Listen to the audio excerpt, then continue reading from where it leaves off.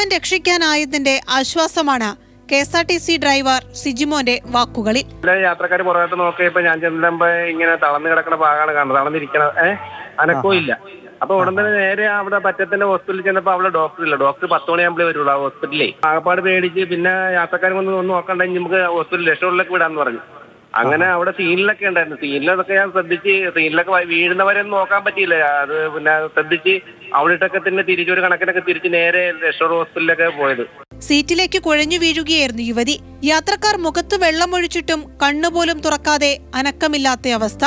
Conductor mini ambulance വിളിച്ചെങ്കിലും സമയമെടുക്കുമായിരുന്നു. ജീവൻ രക്ഷിക്കാൻ ഓരോ സെക്കൻഡും വിലപ്പെട്ടതാണെന്ന് ഡ്രൈവർ സിജിമോൻ അറിയാമായിരുന്നു. മറ്റൊന്നും ആലോചിക്കാതെ ബസ് അതിവേഗം തൊട്ടടുത്ത ആശുപത്രിയിലേക്ക് പാഞ്ഞു. ആംബുലൻസ് വേഗത്തിലായിരുന്നു ആ യാത്രയെന്ന ഡ്രൈവറുടെ വാക്കുകൾ. ആശുപത്രിയിൽ എത്തിക്കുന്നതുവരെ പരാതികളില്ലാതെ ബസ്സിലെ മുഴുവൻ യാത്രക്കാരും ഒപ്പം നിന്നെന്ന് കണ്ടക്ടർ മിനി. നന്നായിട്ട് എല്ലാവരും സഹകരിച്ച് എന്നുവെച്ചാൽ നന്നായിട്ട് ഞാൻ പേടിച്ചു പോയിട്ടാ. എന്തെങ്കിലും സംഭവിച്ചോ എന്നുള്ള പോലെ ആയിപ്പോയി. എറണാകുളം ലേക്ഷോർ ആശുപത്രിയിൽ എത്തിച്ച യുവതിയുടെ ആരോഗ്യനില തൃപ്തികരമാണ്. അതിവേഗം ബസ്സുമായി ആശുപത്രിയിലേക്ക് പാഞ്ഞ ഡ്രൈവറും കണ്ടക്ടറും പരാതികളില്ലാതെ ഒപ്പം നിന്ന യാത്രക്കാരുമാണ് യുവതിയുടെ ജീവന് തുണയായത്. റിയ, മാതൃഭൂമി ന്യൂസ്, കൊച്ചി.